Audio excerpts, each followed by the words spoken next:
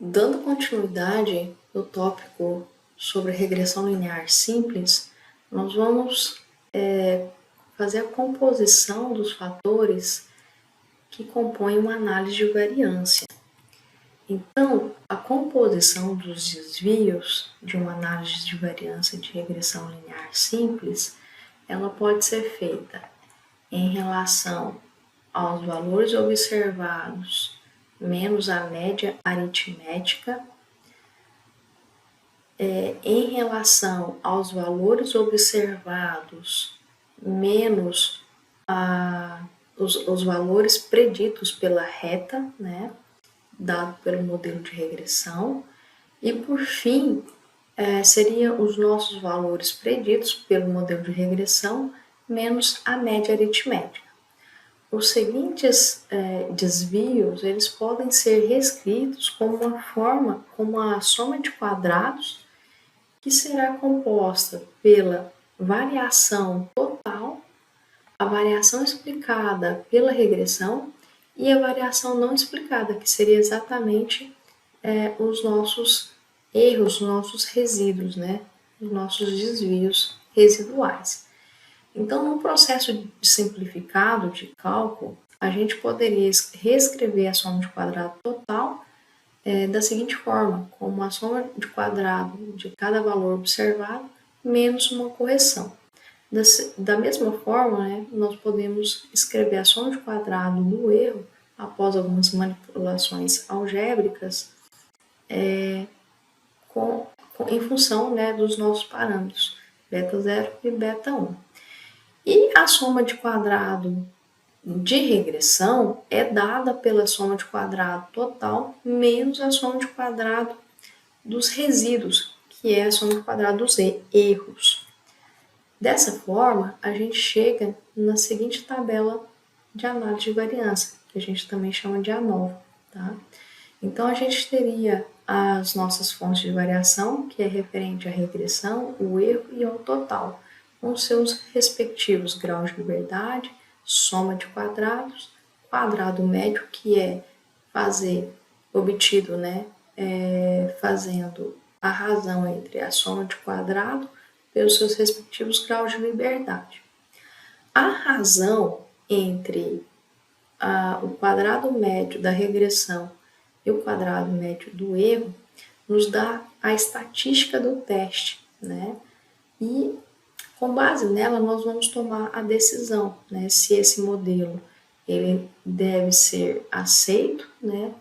Ou todos os coeficientes seriam iguais a zero e aí não faria sentido algum ter um modelo.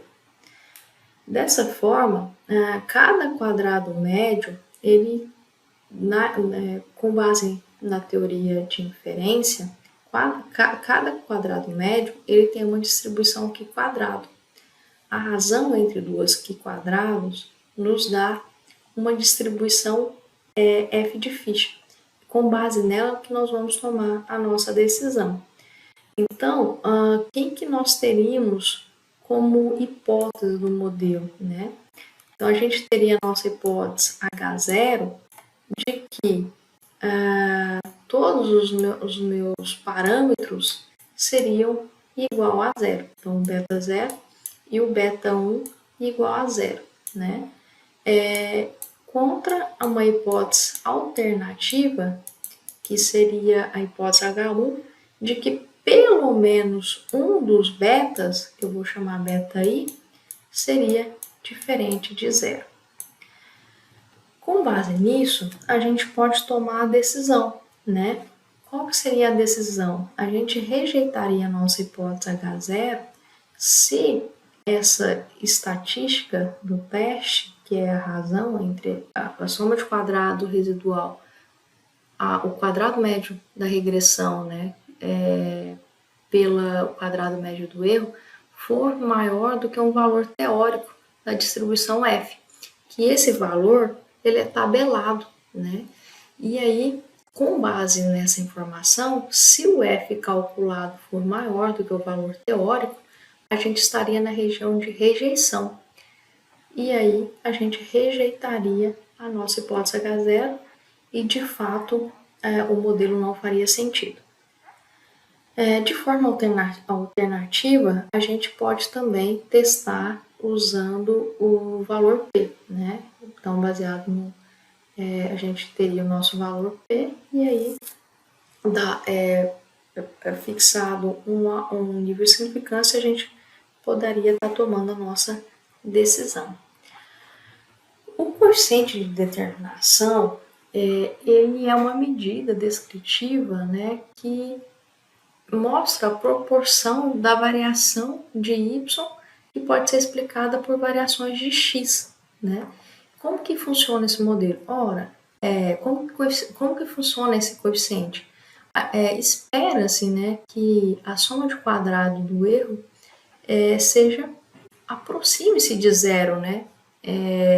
Então, o que acontece? Toda a variabilidade da variável dependente, que seria a nossa variável resposta, que estaria representada pela soma de quadrado total, seria explicada pelo modelo de regressão. Então, isso significa que se o modelo de regressão fosse, teria boa parte dessa variação, ele seria muito próximo, né, da soma de quadrado total. Então, se eles são próximos, a razão seria muito próxima de 1. Então, quanto mais próximo de 1, né, melhor seria o ajuste. Então, quanto mais próximo de 1, melhor seria o ajuste, né? Se ele aproximar de 1, seria o melhor. Dessa forma, né, a gente tem exatamente, a gente pode reescrever o coeficiente de determinação da seguinte forma: 1 menos a soma de quadrado do erro menos a soma de quadrado total. Ou seja, se espera-se, né, que a soma de quadrado residual tende a zero, então esse valor, essa razão, seria muito próximo de zero. E aí o meu coeficiente estaria muito próximo também de 1, né? Então, quanto mais próximo de 1, melhor o modelo. Algumas observações. O coeficiente de determinação ele só é válido quando para modelos que tenham nossos interceptos, né? Que teria declarado no modelo um beta zero. Na ausência, né, do parâmetro beta zero, a gente pode pensar em alguns ajustes, né, que seria o coeficiente de determinação ajustado, para poder estar comparando ou fazendo seleção dos modelos. O coeficiente de determinação é calculado, né, sem o beta zero, ele é inflacionado, tá? Ele é inflacionado exatamente pelo número de variáveis independentes. Então, quanto mais variáveis independentes, maior seria o nosso coeficiente de determinação. Então, isso poderia ficar... a gente precisa tomar cuidado, né? Quanto mais variáveis independentes, a gente teria um melhor coeficiente de determinação. Mas será que esse modelo seria o melhor, né? Dado que a gente não está ponderando pela quantidade de variáveis que a gente está inserindo no modelo. Com isso, surgiu o coeficiente de determinação ajustado, né? O que acontece? Ele é calculado usando exatamente o coeficiente de determinação e ele leva em consideração a ponderação em relação ao número de observações que tem no modelo e o número de variáveis independente, tá? Então, embora ele não tenha a mesma interpretação do coeficiente de determinação, ele pode ser usado, ele deve ser usado na seleção dos modelos, né? Então, exatamente por causa dessa ponderação. E quanto maior for, né, melhor o modelo. Porém, ele não está no mesmo intervalo do coeficiente de determinação simples, sem o ajuste. Pode ser que ele apresente valores, né, fora do intervalo 0,1. Então, precisa tomar esse cuidado aí na hora de analisar. Bom, ainda referente à parte das predições, a gente tem um intervalo de confiança para a resposta média, né, que seria o nosso a nossa variável resposta. Então, eu chamo a atenção que a gente tem dois intervalos. A gente tem o intervalo de confiança e o intervalo de predição. O intervalo de confiança, o que a gente vai querer? A gente precisa, né, que dado o conjunto de variáveis independente, prever o valor de y, né, dado o conjunto de variáveis independentes que fazem parte do conjunto de dados. Então, o intervalo de confiança ele só serve para o mesmo conjunto de variáveis independentes que foi rodado o modelo. E aí a gente tem exatamente as bandas de confiança, né, desses intervalos de confiança. Então, para mais, a gente teria a banda na parte superior e a parte negativa compondo a banda inferior do coeficiente das nossas predições, né, do modelo. Associado, então, associado ao modelo, a gente teria o intervalo de predição. Quem que seria o intervalo de predição? Né? A gente gostaria de prever o valor de y, dado um conjunto de variáveis que dessa variáveis independentes que não fazem parte da amostra. Então, seria um novo número, né? Seria um novo valor que não faz parte daquela amostra. E aí a gente teria, de fato, o intervalo de predição. De forma geral, o modelo de predição, ele apresenta, né, uma banda maior, né?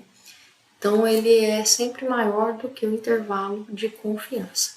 E é dado exatamente por essa expressão. A gente vai depender do valor teórico, né, da distribuição T, e exatamente o erro padrão, né, do intervalo de predição.